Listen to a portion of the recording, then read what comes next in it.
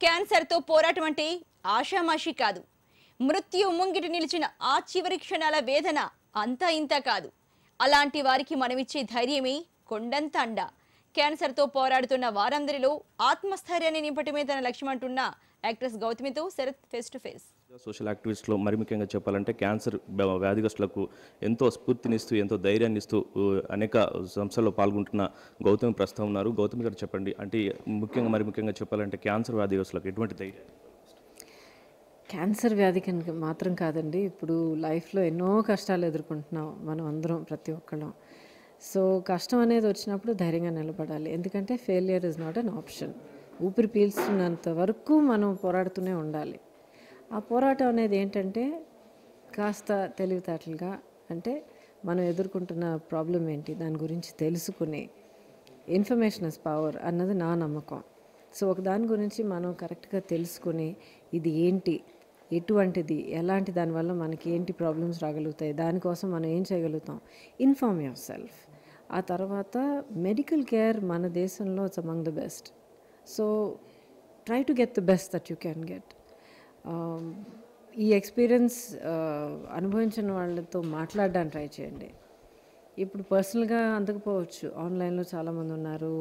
ఆ తర్వాత చాలామంది పుస్తకాలు రాయడం కన్నా ఎన్నో విధాలుగా చాలామంది వాళ్ళ కథలు షేర్ చేస్తున్నారు. ఇలాగా వాళ్ళ ఎక్స్పీరియన్స్ గురించి మాట్లాడి 10 మందికి హెల్ప్ చేయాలని అనుకున్న వాళ్ళు చాలామంది ఉన్నారు. So try to reach out to people, try to find information.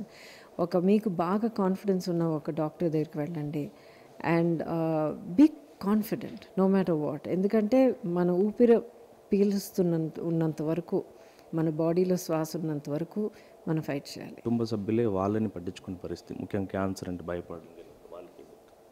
అదేనండి, ఇప్పుడు ఏవైనా సరే మనం టైంకి మనం గమనించి గుర్తించి దానికి మనం ట్రీట్మెంట్ అయినా ఏమైనా తీసుకుంటే అది కంట్రోల్ చేయడం, లేకపోతే క్యూర్ చేయడం, లేకపోతే హ్యాండిల్ చేయడం చాలా అది అంటే నెగ్లెక్ట్ చేసి వదిలేసి ఎండ్ స్టేజ్కి వదిలేయడం వల్ల వచ్చే కష్టాల కన్నా మనం టైంకి మనం కంట్రోల్ చేస్తే చాలా చాలా తగ్గుతుంది మనకి, మన చుట్టూ ఉన్న ఫ్యామిలీ మెంబర్స్ కూడా. So the smart thing is catch it in time, be aware. సమస్య ఉండద్దు అని చెప్పి ఎవ్వరూ ఏ గ్యారంటీ ఇవ్వలేరు, ఏ డాక్టరు ఏ పేషెంట్కి ఇవ్వలేరు. మనం కంట్రోల్ చేసుకోవడానికి వీలవుతుంది.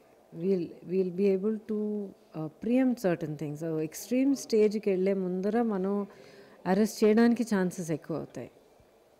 సో దట్ ఈస్, ఇలా చూసినా కూడా మీరు ఒక సిచ్యువేషన్ క్రిటికల్ స్టేజ్కి వెళ్ళే ముందరే మనం కనిపెట్టి మనం కంట్రోల్ చేసుకుంటే ఏ విధంగా అయినా మీరు చూడండి, that's always a better thing to do. సరైన క్రమంలో కనుక చికిత్స తీసుకుంటే ఎటువంటి సమస్యలు ఉండవు. మరి ముఖ్యంగా చెప్పాలంటే ఈ వ్యాధిగ్రస్తులకు కావాల్సిన ఆత్మశైర్యాన్ని మరింత నింపాలని అంటున్నారు. కెమెరా పర్సన్ శివతో శరత్, HM TV, హైదరాబాద్.